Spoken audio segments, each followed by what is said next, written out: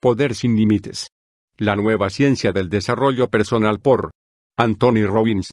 Dedicado al poder más grande que usted tiene, el poder de amar, y a todos los que le ayudan a compartir esa magia. Capítulo 1. La mercancía de los reyes. La gran finalidad de la vida no es el conocimiento, sino la acción. Me hablaban de él desde hacía meses. Decían que era joven, sano, rico, feliz y próspero. Quise convencerme por mí mismo. Le observé atentamente mientras salía de los estudios de la televisión y le seguí luego durante varias semanas, para observarle mientras impartía consejos a todo el mundo, desde el presidente de un país hasta un paciente víctima de una lobia. Le vi discutir con especialistas en dietética y ejecutivos del ferrocarril, y trabajar con atletas y con niños afectados por el fracaso escolar. Parecía increíblemente feliz con su mujer y enamorado de ella mientras ambos viajaban por todo el país y luego emprendían la vuelta al mundo. Y cuando regresaron, tomaron el avión a San Diego para pasar unos días con la familia en su casa, una mansioncita en las playas del Océano Pacífico. ¿Cómo era posible que aquel muchacho de poco más de 25 años, sin más estudios que un bachillerato, hubiera conseguido tantas cosas en tan poco tiempo? Al fin y al cabo, era el mismo individuo que solo 3 años atrás vivía en un piso de soltero de unos 40 metros cuadrados, y se lavaba él mismo los platos en la bañera. Como un desgraciado con 15 kilos de sobrepeso, escasas relaciones y perspectivas muy limitadas podía convertirse en una persona equilibrada, llena de salud y bien relacionada, miembro influyente de su comunidad y pletórico de oportunidades de éxito. Parecía increíble, y lo más asombroso de todo es que ese individuo soy yo mismo. Su historia es la mía. Desde luego, no estoy diciendo que el éxito sea lo único que me importa. Es evidente que todos albergamos sueños e ideas diferentes acerca de lo que nos gustaría hacer de nuestras vidas. Además, tengo perfectamente claro que las personas a quienes uno conoce, los lugares que uno frecuenta y las propiedades que uno posee no dan la verdadera medida del éxito personal. Para mí, el éxito está en la continuidad del esfuerzo de quien aspira a más. Es la oportunidad de progresar incesantemente en los aspectos emocional, social, espiritual, psicológico, intelectual y económico, al tiempo que uno aporta algo a los demás en alguna faceta positiva. El camino hacia el éxito está siempre en construcción. Es un proceso permanente y no una meta que se deba alcanzar. La moraleja de mi historia es sencilla. Mediante la aplicación de los principios que leerá usted en este libro pude cambiar no solo el concepto que tenía de mí mismo sino también los resultados obtenidos en la vida, y ello de manera considerable y comprobable. El propósito de este libro es participarle a usted el quid de la diferencia que me permitió cambiar mi suerte a mejor. Y espero sinceramente que las técnicas, las estrategias, las aptitudes y las técnicas psicológicas que desarrollo en esta obra resulten tan eficaces para usted como lo han sido para mí. En nosotros mismos está el poder para transformar nuestras vidas en la realización de nuestros mayores sueños. Ha llegado el momento de desencadenarlo.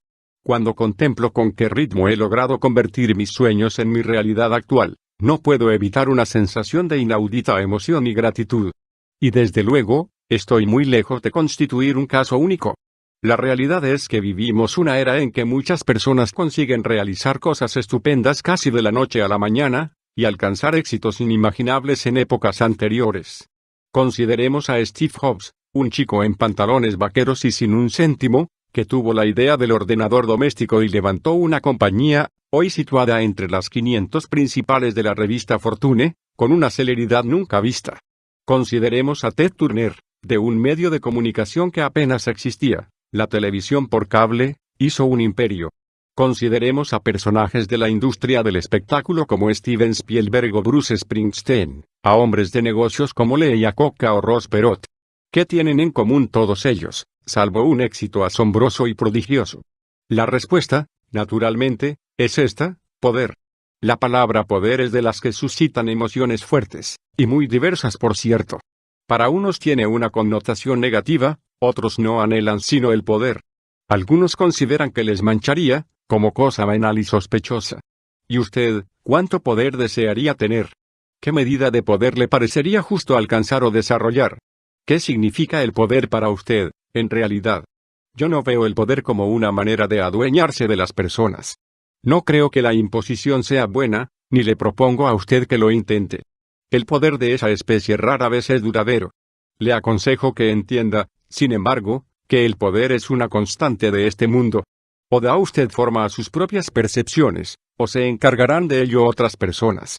Para mí el poder definitivo consiste en ser capaz de crear los resultados que uno más desea, generando al mismo tiempo valores que interesen a otros. Es la capacidad para cambiar la propia vida, dar forma a las propias percepciones y conseguir que las cosas funcionen a favor y no en contra de uno mismo. El poder verdadero se comparte, no se impone. Es la aptitud para definir las necesidades humanas y para satisfacerlas, tanto las propias como las de las personas que a uno le importan. Es el don de gobernar el propio reino individual, los procesos del propio pensamiento y los actos de la propia conducta, hasta obtener exactamente los resultados que uno desea. A través de la historia, la capacidad de controlar nuestras vidas ha asumido muchas formas diferentes y contradictorias. En las épocas más primitivas, el poder era una simple consecuencia de la fisiología. El más fuerte y el más rápido tenía el poder para controlar su propia existencia, así como la de otros. A medida que se desarrolló la civilización, el poder se hizo hereditario. El rey, rodeado de los símbolos de su realeza, mandaba con autoridad indiscutible. Otros, poniéndose a su servicio, podían participar de ese poder. Luego, en los primeros tiempos de la era industrial, el poder iba asociado con el capital. Los que tenían acceso al capital dominaban el proceso industrial.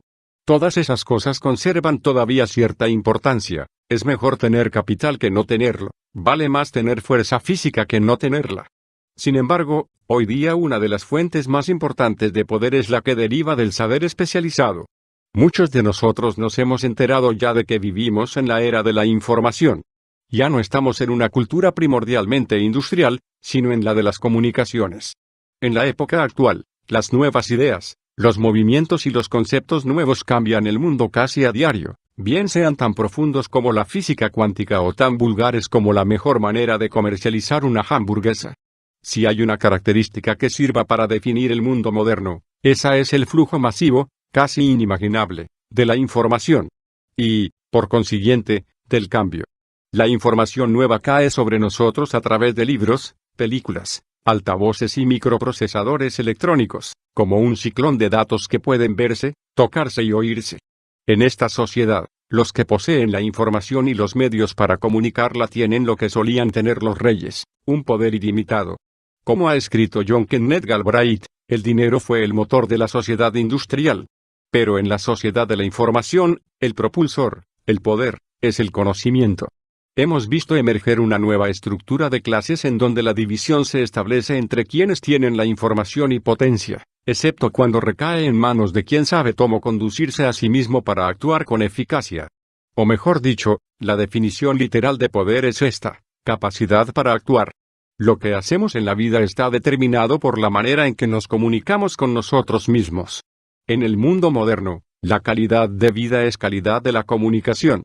Lo que nos representamos y decimos a nosotros mismos, nuestra manera de movernos y de utilizar los músculos de nuestro cuerpo y nuestras expresiones faciales, determinará en buena medida la cantidad de nuestros conocimientos que apliquemos.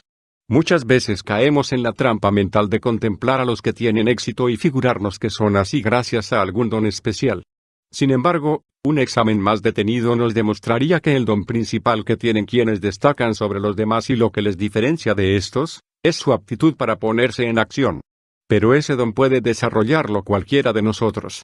En fin de cuentas, otras personas poseían los mismos conocimientos que Steve Jobs. Otros, además de Ted Turner, habían previsto también que el cable encerraba unas posibilidades enormes. Pero Turner y Jobs supieron lanzarse a la acción, y al hacerlo cambiaron nuestra manera de percibir el mundo. Todos nosotros producimos dos formas de comunicación que configuran nuestras experiencias vitales. En primer lugar, desarrollamos una comunicación interna, constituida por las cosas que nos representamos, decimos y sentimos en nuestro fuero interno. En segundo lugar, experimentamos la comunicación externa. Con el mundo exterior nos comunicamos por medio de palabras, entonaciones, expresiones faciales, posturas corporales y acciones físicas. Cualquier comunicación de las que realizamos es una acción, una causa puesta en movimiento. Y todas las comunicaciones ejercen algún tipo de efecto sobre nosotros mismos y sobre los demás. La comunicación es poder. Quienes han alcanzado el don de la ética de aquella están en condiciones de modificar su propia experiencia del mundo y la experiencia que el mundo saca de ellos. La totalidad de la conducta y de los sentimientos tiene sus raíces en alguna forma de comunicación.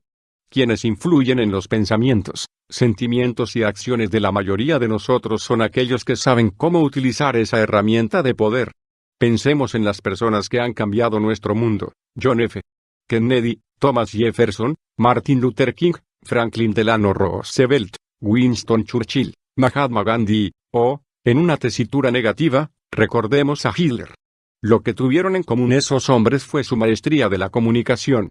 Fueron capaces de llevar su visión personal, bien se tratase de enviar un hombre a la luna o de levantar un tercer Reich saturado de odio, y comunicarla a los demás con tal coherencia, que les permitió influir sobre los pensamientos y las acciones de las masas. Con su poder de comunicación cambiaron el mundo. Y en efecto, ¿no es esto mismo lo que distingue de los demás a un Steven Spielberg, a un Bruce Springsteen, a un Lee Iacocca, a una Jane Fonda o a un Ronald Reagan? ¿No son maestros en el empleo de la herramienta de la comunicación humana, la influencia? Pues lo mismo que esas personas saben mover a las masas por medio de la comunicación, esa herramienta es la que utilizamos también para movernos a nosotros mismos. El dominio que usted tenga de la comunicación hacia el mundo externo determinará su grado de éxito con los demás en los aspectos personal, emocional, social y económico. Pero, lo que es más importante, el grado de éxito que usted perciba interiormente, la felicidad, la alegría, el éxtasis, el amor o cualquier otra cosa que usted desee, es el resultado directo de cómo se comunica usted consigo mismo. Lo que uno percibe no es el resultado de lo que le ocurre en la vida, sino de la interpretación que da a lo que le ocurre. La historia personal de quienes triunfan nos demuestra, una y otra vez, que la calidad de la vida no está determinada por lo que nos ocurre, sino por lo que hacemos ante lo que nos ocurre. Usted es la única persona que puede decidir cómo quiere sentir y actuar, en función de cómo haya elegido percibir su existencia. Nada tiene sentido, excepto el que nosotros mismos le demos. En muchos de nosotros, este proceso de interpretación se ha convertido en un automatismo, pero siempre es posible redirigir ese poder y cambiar inmediatamente nuestra experiencia del mundo. Este libro tratará de los tipos de acción masiva, enfocada y congruente que producen resultados incontrovertibles. En realidad, si se me obligase a explicar en 2 palabras qué pretendo con este libro, contestaría: producir resultados. Piénselo. ¿No es lo que le interesa en realidad? Quizá quiera usted cambiar su modo de pensar y sentir acerca de sí mismo y del mundo que le rodea. Tal vez le gustaría poder comunicarse mejor, profundizar sus relaciones amorosas, aprender con más facilidad, mejorar su estado de salud y ganar más dinero. Todo eso y mucho más puede crearlo usted mismo, mediante la aplicación eficaz de las informaciones contenidas en este libro. Pero, antes de alcanzar nuevos resultados, debe darse cuenta de que ahora mismo ya los está obteniendo. Aunque a lo peor no son los que usted desea. Muchos creen que nuestros estados mentales, como la mayor parte de lo que ocurre en el interior de nuestra mente, se hallan fuera de nuestro dominio. Pero lo cierto es que uno puede dominar la propia actividad mental y la propia conducta hasta tal punto que nunca hubiera creído posible. Cuando está usted deprimido, lo que crea y produce son síntomas de lo que usted mismo llama depresión, y cuando se halla en éxtasis es también usted mismo quien ha creado tal estado. Es importante recordar que los estados emocionales, como la depresión, no son cosas que le ocurran a uno porque sí. Uno no cae en una depresión, sino que la crea, lo mismo que cualquier otro resultado de la vida, mediante unas acciones mentales y psíquicas determinadas. El que se siente deprimido está contemplando su vida de una manera particular, y se dice ciertas cosas a sí mismo con una cierta entonación precisa, y adopta una postura específica y un ritmo de respiración típico. Cuando uno quiere sentirse deprimido, por ejemplo, suele ser útil dejar caer los hombros y mirar con frecuencia al suelo. Hablar con un tono de voz tristón e imaginar que le ocurren a uno las peores situaciones posibles también contribuye mucho. Y si estropea usted la bioquímica de su organismo por medio de una dieta incorrecta, o abusando del alcohol u otras drogas, ayuda a su cuerpo a reducir el nivel de azúcar en la sangre y la depresión está prácticamente garantizada. Lo que pretendo demostrar con ello es, sencillamente, que se necesita un esfuerzo para crear una depresión. Es una actividad laboriosa y que exige ciertos tipos de acciones específicas. Sin embargo, Algunas personas han creado ese estado tan a menudo que les resulta sumamente fácil producirlo. En realidad, con frecuencia aciertan a vincular este modelo de comunicación interna con los acontecimientos externos de cualquier signo. Y en algunos casos obtienen de ello muchos beneficios de orden complementario como atención por parte de los demás, compasión, cariño, etc., de manera que adoptan dicho estilo de comunicación como su modo de vida natural. Quienes llevan mucho tiempo viviendo así acaban por encontrarlo cómodo, se identifican con ese estado. Sin embargo, uno puede todavía cambiar sus acciones mentales y físicas y, por tanto, modificar inmediatamente sus emociones y su comportamiento. Se puede entrar en éxtasis adoptando directamente el punto de vista que produce dicha emoción. Traiga usted a su mente la clase de cosas que podrían crearla. Cambie el tono y el contenido de su diálogo consigo mismo. Adopte las posturas específicas y los ritmos de respiración que crean tal estado en su organismo, y voila. Ya está usted experimentando el éxtasis. Si desea ser compasivo, cambie sus acciones físicas y mentales para que correspondan a las que exige esa disposición de ánimo llamada compasión. Lo mismo ocurre con el amor o cualesquiera otras emociones. Podemos imaginar el proceso de la creación de estados emocionales como algo parecido al trabajo de un realizador cinematográfico. Para obtener los resultados exactos que se ha propuesto, el director de una película manipula lo que cada ve y oye. Si le quiere asustar, aumentará el volumen de la banda sonora y presentará en la pantalla, exactamente en el momento oportuno, algún efecto especial. Si quiere hacer que se sienta usted exaltado, arreglará la música, la iluminación y todo lo que haya de aparecer en pantalla para conseguir tal efecto. De un mismo argumento, un realizador puede sacar una comedia o una tragedia, según lo que decida llevar a la pantalla. Usted puede hacer lo mismo con la pantalla de su mente. Puede dirigir su actividad mental, que es el fundamento de toda acción física, con la misma habilidad y eficacia. Puede aumentar la iluminación y el volumen de los mensajes positivos de su cerebro, y quitar luz y sonido a los negativos. Puede dirigir su cerebro con la misma maestría con que Steven Spielberg o Martin Scorsese dirigen su plato. Algunas de las cosas que voy a decirle parecerán difíciles de creer. Usted seguramente no creerá que basta mirar a una persona para saber lo que está pensando, o que usted mismo es capaz de movilizar sus recursos internos más poderosos mediante un simple acto de la voluntad.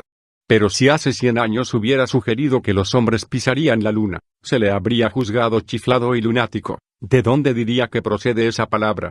Si hubiera dicho que se podría viajar de Nueva York a Los Ángeles en 5 horas, le habrían llamado soñador absurdo. Para hacer posibles esas cosas solo faltaba el dominio de ciertas técnicas especiales y de las leyes de la aerodinámica. Más aún, en la actualidad una empresa aeroespacial está estudiando un vehículo que, según dicen, trasladará a los viajeros de Nueva York a California en 12 minutos. De una manera comparable, en este libro estudiará usted las leyes de las técnicas del rendimiento óptimo Optimum Performance Technologies, y con ellas tendrá acceso a recursos que nunca había creído posible poseer. Para toda disciplina existe una recompensa múltiple. Jim Rohn. Quienes han alcanzado la excelencia siguen un camino coherente hacia el éxito, yo lo llamo la fórmula definitiva del triunfo. En dicha fórmula, el primer factor estriba en saber exactamente cuál ha de ser el resultado, o sea, definir con precisión lo que uno quiere conseguir. El segundo factor consiste en pasar a la acción, ya que de lo contrario los deseos quedarían para siempre en la esfera de los sueños. Hay que emprender acciones del tipo que tenga más probabilidad de producir los resultados que uno desea. Ello no ocurrirá infaliblemente, de manera que el tercer factor estriba en desarrollar la agudeza sensorial que se necesita para distinguir qué clase de reacciones y resultados obtenemos como consecuencia de nuestras acciones, y en observar cuanto antes si estamos en el camino correcto o nos desviamos por defecto o por exceso. Es preciso conocer a dónde nos llevan nuestros actos, bien se trate de una conversación o de los hábitos cotidianos de nuestra vida.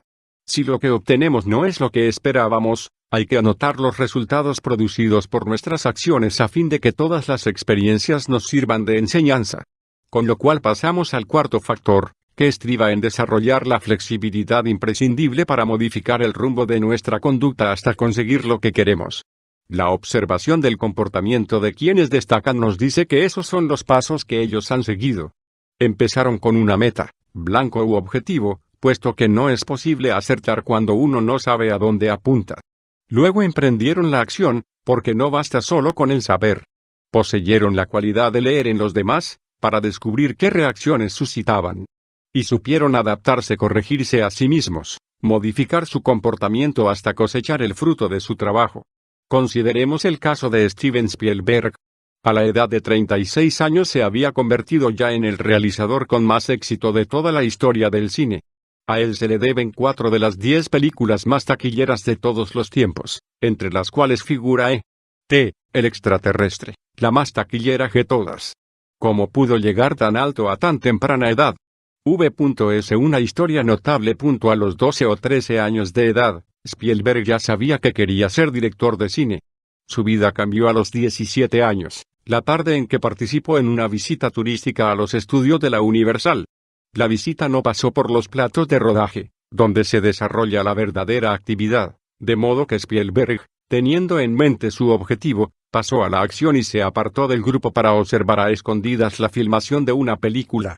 La aventura acabó en un cara a cara con el jefe del departamento de montaje de la Universal. La conversación duró 1 hora y su interlocutor mostró un vago interés por las actividades fílmicas de Spielberg.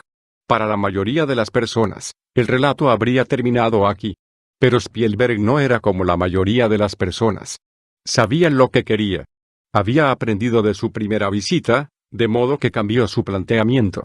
Al día siguiente se puso un traje, se llevó el maletín de su padre, que no contenía más que un bocadillo y 2 barras de caramelo, y se metió en los estudios como si formase parte del personal, pasando por delante de los guardias con la mayor naturalidad desde el primer día. Luego se hizo con una camioneta abandonada y le colocó un rótulo, Steven Spielberg, director, hecho con letras adhesivas. De esta manera pasó todo el verano visitando a directores, guionistas y montadores, moviéndose cerca de las fronteras del mundo en que deseaba entrar, mientras aprovechaba para observar y desarrollar su sentido de lo que da eficacia a una película.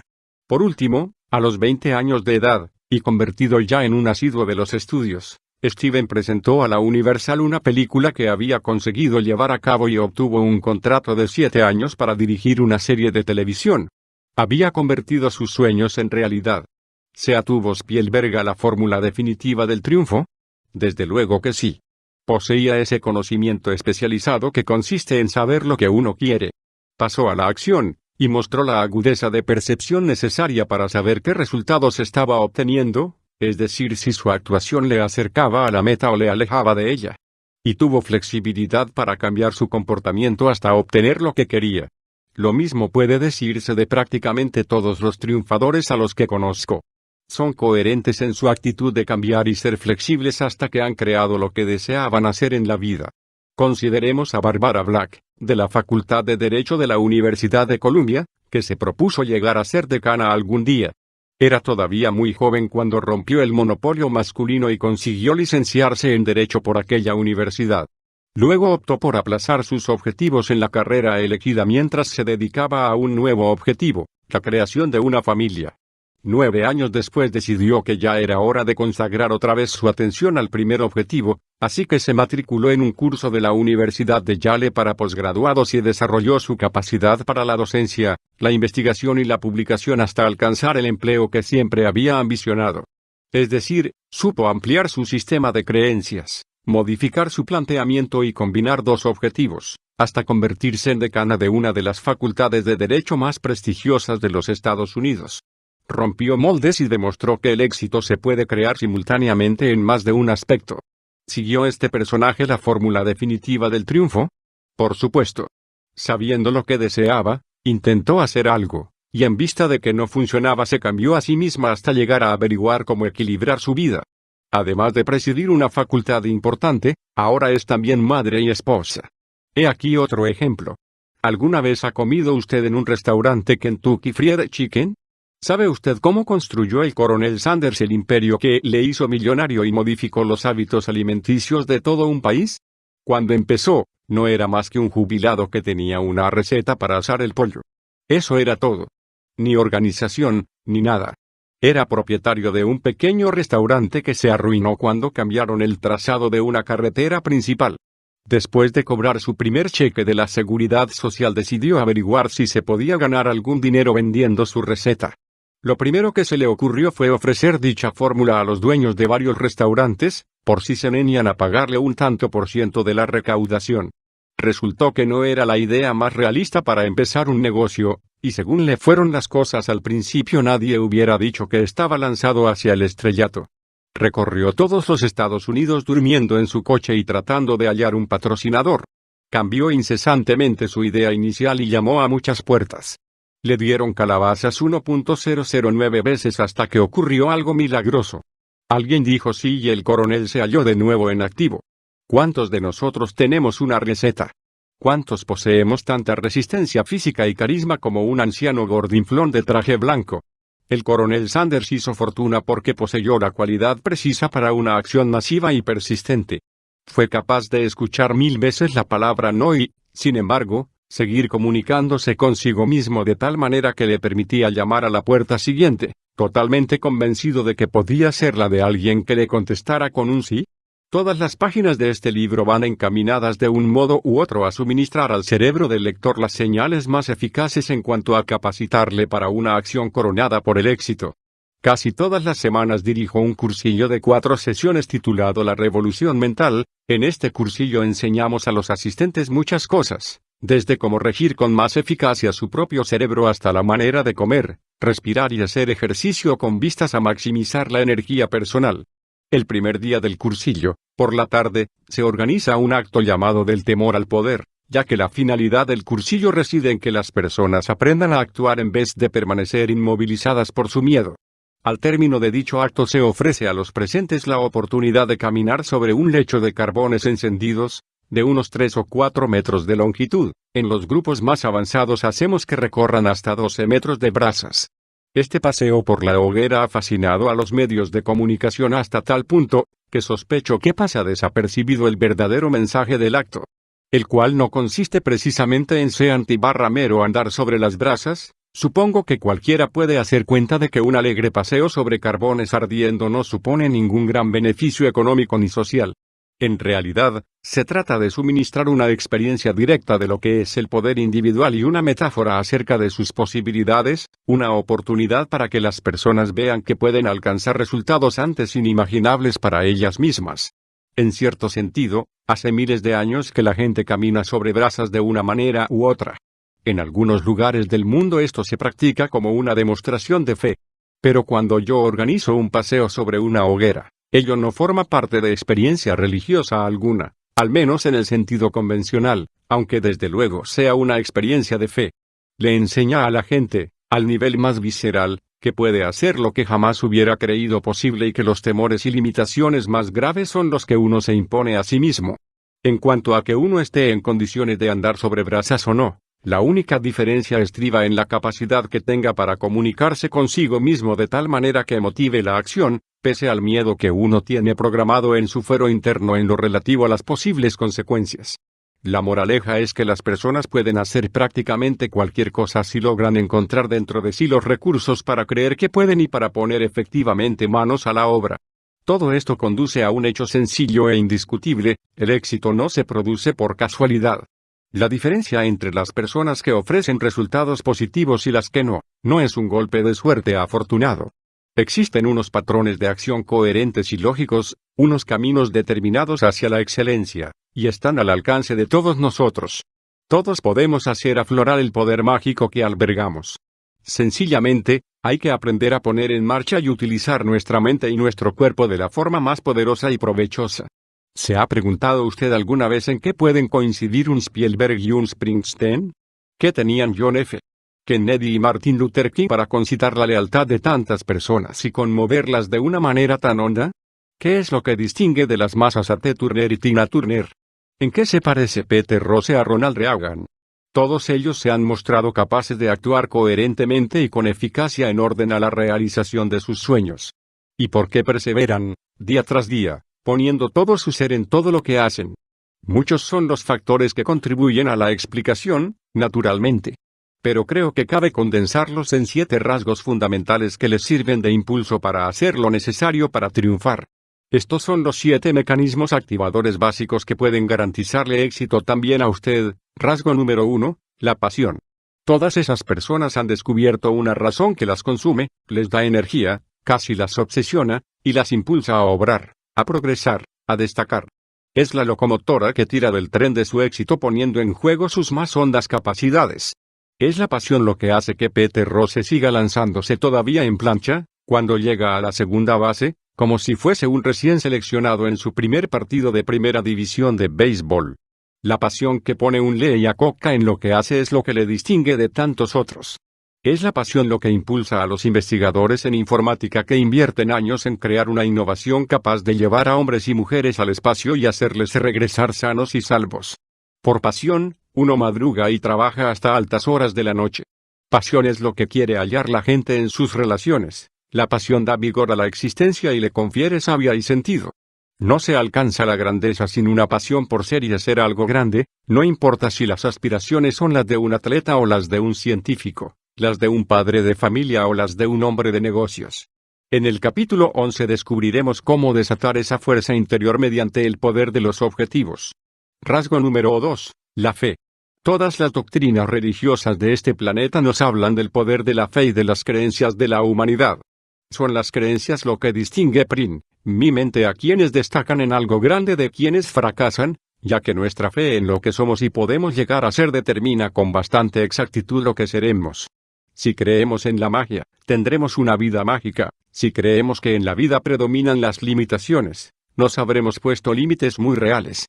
Lo posible es aquello que nosotros creamos verdadero, posible o real. En este libro se le facilitará a usted un método especial y científico para modificar con rapidez su sistema de creencias, de manera que le ayude a lograr sus objetivos más deseados. Muchas personas tienen la pasión, pero al haberse reducido a unos límites estrechos en virtud de lo que creen ser ellas mismas y de cómo valoran sus posibilidades, nunca llegan a emprender las acciones que les permitirían convertir sus sueños en realidades.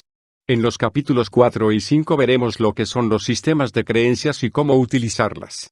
La pasión y la fe se combinan para dar el combustible, el impulso que lleva a la excelencia. Pero no basta con el impulso, como tampoco no basta cargar de combustible un cohete y enviarlo a ciegas hacia los cielos. Además de esa fuerza, se necesita un sentido, una noción inteligente de progresión lógica. Para dar en nuestro blanco necesitamos también el siguiente rasgo. Rasgo número 3. La estrategia. La estrategia es la manera de organizar los recursos. Cuando Steven Spielberg decidió convertirse en cineasta, se trazó la línea que le conduciría hacia el mundo que deseaba conquistar. Se imaginó lo que necesitaba aprender, a quién le convenía conocer y lo que debía hacerse. Tuvo la pasión y la fe, pero también la estrategia necesaria para que estos factores desarrollaran su potencial máximo. Ronald Reagan ha desarrollado ciertas estrategias de comunicación que suele aplicar con gran constancia hasta obtener los resultados que busca. Todo gran artista del espectáculo, político, padre de familia o patrono sabe que para triunfar no basta con los recursos, es preciso utilizarlos del modo más eficaz. Buscar una estrategia equivale a admitir que el talento y la ambición, por sobresalientes que sean, siempre necesitan encontrar un camino bien orientado. Uno puede abrir una puerta derribándola, o descubrir que no estaba echada la llave. En los capítulos 7 y 8 veremos qué estrategias conducen a la excelencia. Rasgo número 4. La claridad de los valores. Cuando pensamos en lo que ha engrandecido a muchos países se nos ocurren cosas tales como el patriotismo y el orgullo, la tolerancia y el amor a la libertad. Esos son valores, los juicios fundamentales de orden ético, moral y práctico que formulamos acerca de lo que realmente importa. Los valores son sistemas de creencias que nos sirven especialmente para juzgar lo que está bien y lo que está mal en nuestras vidas, son nuestros juicios acerca de lo que vale la pena. Muchas personas no tienen una noción clara de lo que es importante para ellas.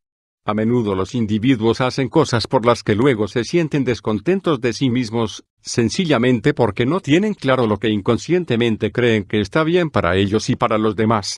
Cuando contemplamos a los grandes triunfadores vemos que casi siempre son personas con un gran sentido de lo que fundamentalmente les importa en realidad. Pensemos en Ronald Reagan, John F. Kennedy, Martin Luther King o Jane Fonda. Son personas cuyas visiones difieren mucho, pero que coinciden en poseer un fundamento moral básico, un sentido de lo que son y de por qué hacen lo que hacen. Una comprensión clara de los valores es una de las claves más exigentes, y al propio tiempo más gratificantes, para alcanzar la excelencia. Ampliaremos estas consideraciones en el capítulo 18. Como probablemente habrá observado el lector, Todos estos rasgos se alimentan e influyen mutuamente. ¿Tiene la pasión algo que ver con las creencias? Sí, naturalmente. Cuanto más convencidos estemos de que podemos realizar algo, más recursos, por lo general, estaremos dispuestos a invertir en su consecución. Ahora bien, ¿basta la fe, por sí sola, para alcanzar la excelencia? Es un buen comienzo, pero si confía usted en ver salir el sol y se plantea como estrategia para alcanzar ese objetivo la de echar a correr hacia el oeste, es probable que choque con algunas dificultades. ¿Y nuestras estrategias para el triunfo, se ven afectadas en algún sentido por nuestros valores? Desde luego. En el supuesto de que la estrategia planteada le exigiese hacer cosas contrarias a sus creencias inconscientes sobre lo que está bien o mal para su vida, no funcionará, por bien concebida que estuviese. Esto lo vemos a menudo en aquellas personas que empiezan a triunfar, pero acaban por sabotear su propio éxito. En estos casos, el problema estaba en un conflicto interno entre los valores individuales y la estrategia seguida para alcanzar el éxito. De la misma manera, las 4 cosas que hemos considerado hasta aquí son inseparables del rasgo número 5. Rasgo número 5, la energía. La energía puede ser la entrega total y jubilosa de un Bruce Springsteen o de una Tina Turner. O el dinamismo empresarial de un Donald Trump o un Steve Jobs. O bien la vitalidad de un Ronald Reagan o una Catherine Hepburn. A la excelencia difícilmente se llega paseando a ritmo demasiado sosegado. Los triunfadores se apoderan de las oportunidades y les dan forma. Viven como obsesionados por las maravillosas ocasiones de cada día, convencidos de que lo único que no le sobra a nadie es el tiempo. En el mundo son muchos los que tienen una pasión en la que creen a ciegas, y conocen la estrategia que les permitiría satisfacerla, y tienen un orden claro de valores, pero simplemente carecen de la vitalidad física que necesitarían para actuar como ellos saben. El triunfo a lo grande es inseparable de la energía física, intelectual y psíquica que se necesita para sacar el máximo de nuestras posibilidades.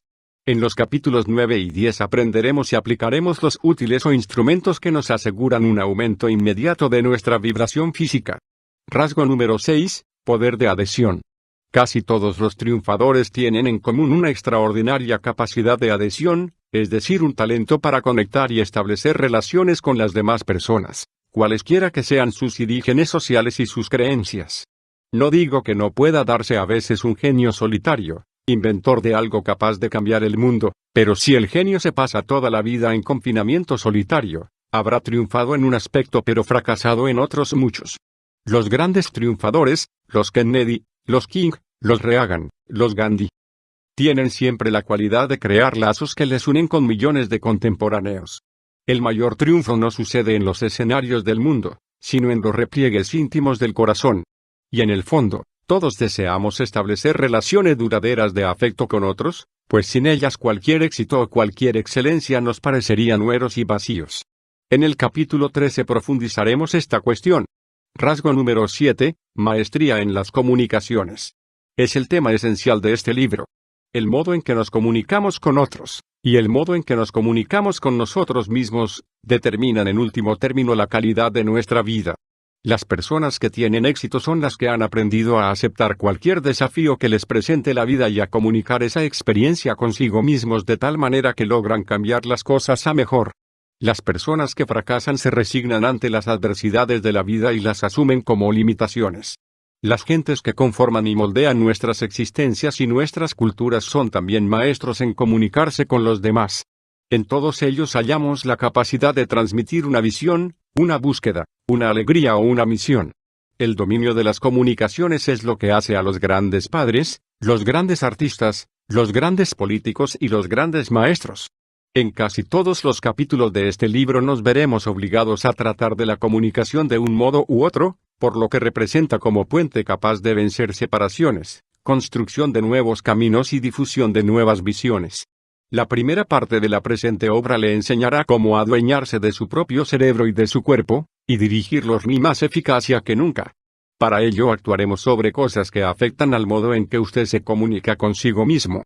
En la segunda parte, estudiaremos cómo descubrir lo que usted realmente le pide a la vida, y cómo puede comunicarse más eficazmente con los demás y averiguar, al mismo tiempo, qué patrones de conducta crean habitualmente los distintos tipos de personas. En la tercera parte consideraremos desde una perspectiva global y más amplia cómo nos comportamos, qué cosas nos motivan y qué aportación podemos realizar, en un plano más vasto, extrapersonal. En ella abordaremos cómo combinar las aptitudes que usted habrá aprendido, para convertirse en un líder.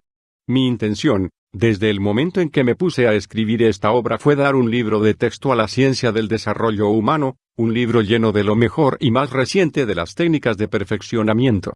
Deseaba poner en manos del lector las cualidades y las estrategias que le permitirían cambiar en todo cuanto quisiera, y eso en mucho menos tiempo del que nunca hubiera creído posible. Deseaba proporcionarle a usted, de modo muy concreto, una oportunidad para mejorar inmediatamente la calidad de su experiencia vital.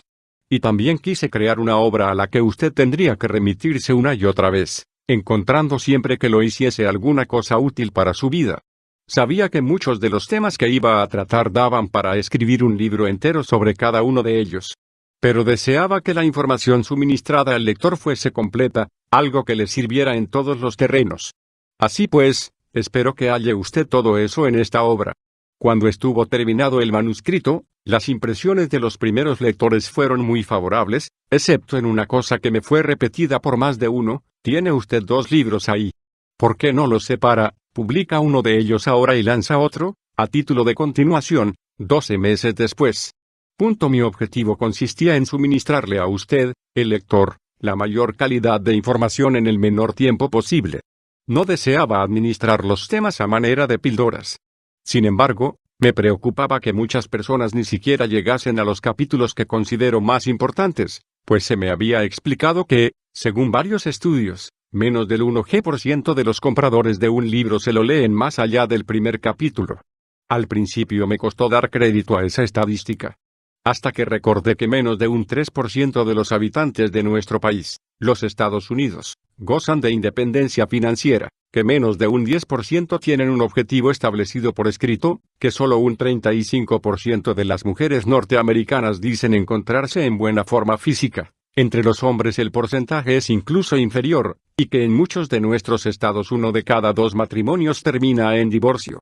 Solo un pequeño porcentaje vive realmente tal como había soñado. ¿Por qué? Pues porque eso requiere un esfuerzo, requiere una acción perseverante. Al multimillonario tejano del petróleo Bunkedunt le preguntaron una vez si tenía algún consejo que dar a quienes desearan triunfar. Contestó que el éxito es cosa sencilla. En primer lugar, uno decide expresamente lo que quiere; en segundo lugar, decide si está dispuesto a pagar el precio necesario para conseguirlo. Y luego hay que pagar ese precio. A largo plazo no se obtiene lo que se desea si no se pasa por esa segunda fase. Por mi parte, a las personas que saben lo que quieren y están dispuestas a pagar un precio por obtenerlo me gusta llamarles los pocos que hacen, en contraposición con los muchos que hablan. Le desafío a que se entretenga con el material aquí ofrecido, se lo lea por entero, comparta con otros lo aprendido y sepa disfrutarlo.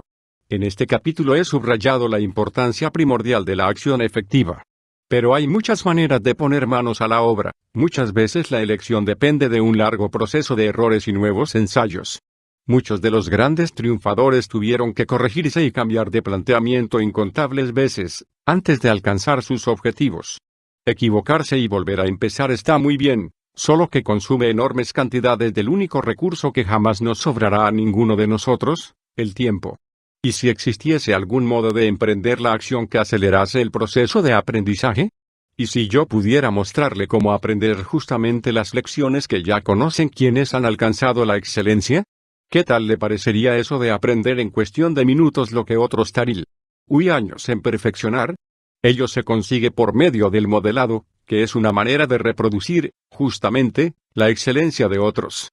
¿Qué hacen ellos para distinguirse de los que se limitan a soñar en el triunfo? Vamos a descubrirlo juntos.